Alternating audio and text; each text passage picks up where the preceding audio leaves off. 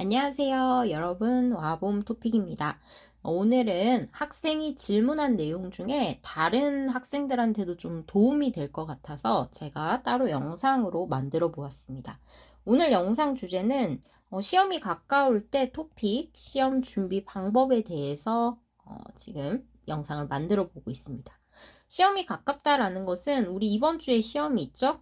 토요일과 일요일에 시험이 있는데 공부할 수 있는 날짜가 한 3, 4일 정도밖에 안 남았어요. 보통 여러분들이 토픽 준비하면 길게는 6개월, 3개월, 또 짧게는 한 달 정도는 시험을 위해서 공부를 하고 꾸준히 준비하는데요. 너무 바빠서 또는 시간이 없어서 공부를 하지 못하고 시험이 가까워져서 시험을 봐야 하는 상황에서 이 내용에 대해 한번 보도록 하겠습니다. 학생 질문은 이거였어요. 보시면 토픽 시험이 얼마 안 남았는데 기출문제 풀 때 몇 회를 풀든지 아직도 이렇게 틀리는 경우가 많대요. 원인은 모르는 단어가 많기 때문입니다. 이렇게 말을 하고 있고요. 그래서 이 짧은 시간에 단어 공부하기도 너무 늦을 것 같아서 어떤 부분 연습하고 시험을 치면 좋겠습니까? 효율적으로 공부하고 싶은데 어떻게 해야 할지 몰라서 기다리고 있습니다. 라고 쓰셨습니다. 그러니까 이분이 원하는 건 이거죠. 짧은 시간 안에 어떻게 효율적으로 공부해서 토픽 시험을 보면 좋아요? 라는 질문입니다. 자, 그러면 한번 볼게요. 자, 먼저 여러분들이 여러분의 상태를 확인해야 합니다. 여러분 앞에서 질문을 한 학생처럼 실제로 기출문제를 풀었는데 풀고 나서 이거 어떻게 공부해야 할지 모르겠다라고 하는 학생들은 이걸 좀 따라서 보세요. 자신의 상태를 확인해 보는 겁니다. 첫 번째, 자주 틀리는 문제 유형이 있는지 없는지를 먼저 확인해야 해요. 자주 틀리는 문제 유형이라는 건요, 예를 들면 읽기에서 주제 찾기 문제가 있는데 내가 문제를 풀면 이 주제 찾기만 다 틀려요. 또는 이 문제 유형 중에 신문기사 제목이라는 문제가 있죠. 근데 신문기사 제목만 다 틀려요. 또는 글의 내용과 같은 내용 찾기. 읽은 글의 내용과 같은 내용 찾기 문제가 있는데 이걸 다 틀려요. 만약에 틀리는 문제 유형이 비슷하다라고 하는 학생, 아니야. 어떤 문제를 더 많이 틀리는지 모르게 다 많이 틀려. 라는 학생이 있을 수 있겠죠? 여러분들은 이거 두 개 중에 어떤 쪽이세요?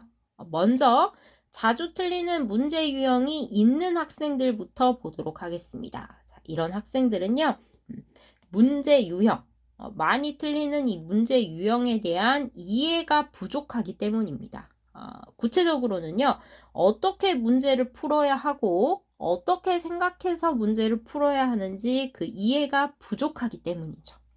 그러면 어떻게 해야 돼요? 해결 방법이 있어야겠죠? 자, 이렇게 해야 합니다. 해당 문제 유형을 반복해서 자주 틀리는 그 문제 유형만 집중적으로 풀면서 공부할 필요가 있습니다. 물론 기회가 된다면 그런 문제 유형을 어떻게 푸는지 그 푸는 방법, 스킬 같은 거를 좀 공부할 필요도 있겠죠. 그런데 이런 공부 방법, 스킬은 이미 이전에 제가 읽기 문제 유형대로 정리해서 수업을 했기 때문에 그런 내용을 좀 참고해 주시면 좋을 것 같아요. 자, 그럼 두 번째. 자주 틀리는 문제 유형이 없습니다. 그냥 골고루 이것저것 다 많이 틀려요. 라고 하는 학생들 어떻게 해야 할지 한번 볼게요. 자, 그런 학생들의 문제의 원인은 바로 공부가 부족하기 때문이에요. 토픽 시험을 보는데 공부가 부족해서 어떤 문제가 많이 틀린다라고 할 수 없을 만큼 골고루 문제가 틀리는 거죠. 보통 어떤 부분에서 공부가 부족한지 문제 푸는 학생들은 좀 자신의 상황을 알 수 있죠. 단어가 부족할 수도 있고요. 문법이 부족할 수도 있고요. 아니면 한국어 문장 구조, 한국어 문장 자체에 대한 이해가 부족할 수도 있습니다. 사실 이쪽 학생들보다 이쪽 학생들이 더 많이 공부해야 하는, 좀 기초 부분에서 더 많이 공부해야 하는 학생들에 해당하죠. 자, 그럼 이것도 어떻게 해결해야 해요? 궁금증을 가질 수 있죠? 이렇게 해야 합니다. 벼락치기 공부가 필요합니다.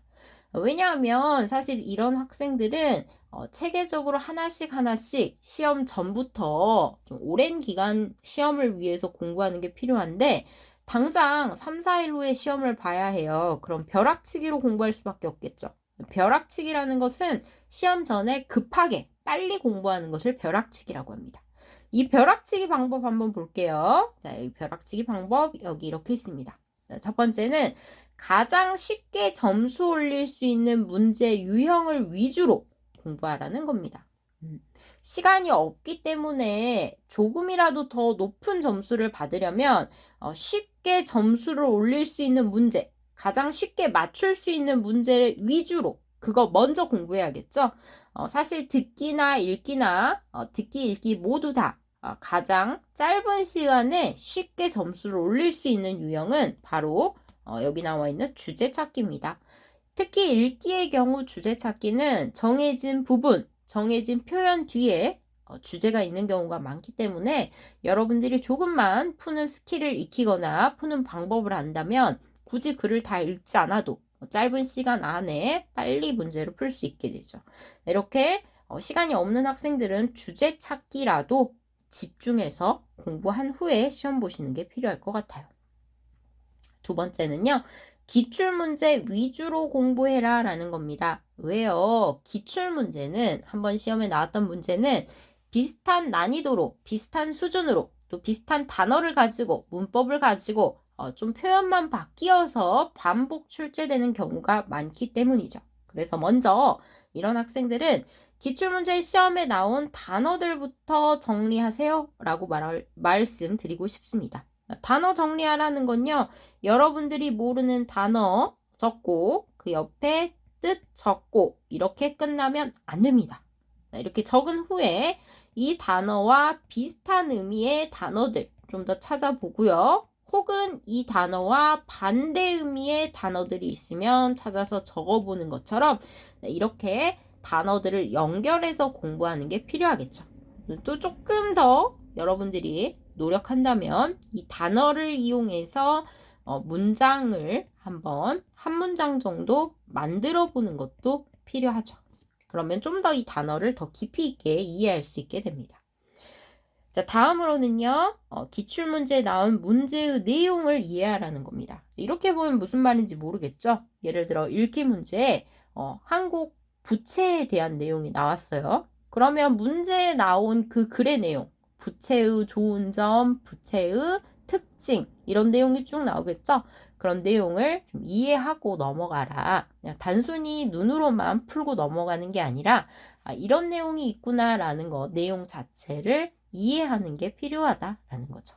왜냐하면 여러분들이 시험에 나온 문제가 어떤 내용이다라는 걸 이해하면요. 이 내용 자체가 여러분들의 머릿속에 새로운 지식이 되어서 이와 관련된 비슷한 주제, 비슷한 소재의 내용이 시험에 나왔을 때 맞출 수 있는 확률이 더 높아지게 됩니다. 이해되셨죠? 이런 것을 영어로는 스키마, 또 한국어로는 배경 지식이라고 하는데 항상 모든 시험에서, 모든 공부에서는 이런 스키마, 배경 지식을 잘 쌓아가는 게 중요합니다. 그래야 더 쉽게 내용을 이해하고 더 쉽게 외우고 더 쉽게 문제를 풀 수 있기 때문이죠. 자, 여기까지 짧은 시간에 시험이 가까울 때 어떻게 점수를 조금이라도 올릴 수 있어요? 어떻게 공부할 수 있어요? 라는 것을 짧게 살펴보았어요. 시험이 얼마 안 남았는데요. 여러분들 너무 긴장하거나 떨지 말고 모두들 시험 차분히 잘 보셨으면 좋겠습니다. 그러면 화이팅!